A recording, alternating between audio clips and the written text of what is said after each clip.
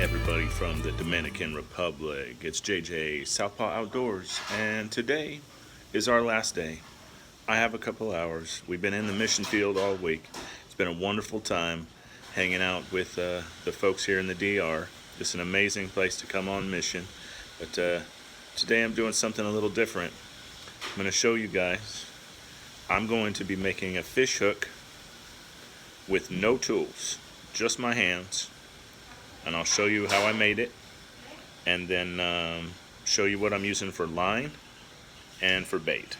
So here we go. Alright guys, so here we have my fish hook for the morning. It's just a big safety pin, right? So I broke this end off, I curled this end over, made a place to tie the line, and my line is Cheap Mint Dental Floss. I'm going to try that. And here we've got some leftover pancake, some ham, and a piece of bacon. And we're going to go catch some cichlids. So see you at the pond.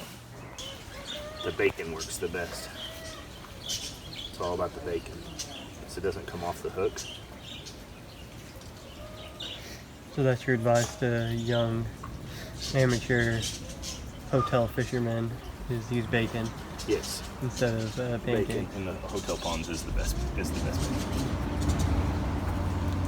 That's a nice toss angle cast.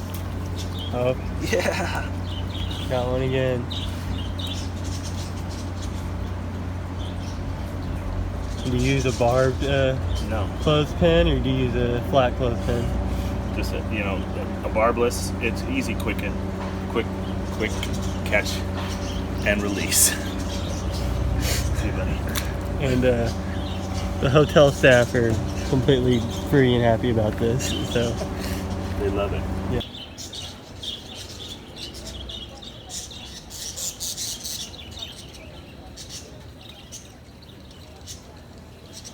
It's hard to set the hook, but the bacon lasted the longest.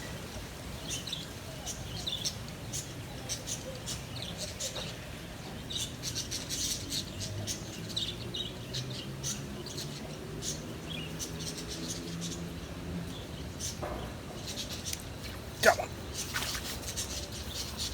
Yeah, on video.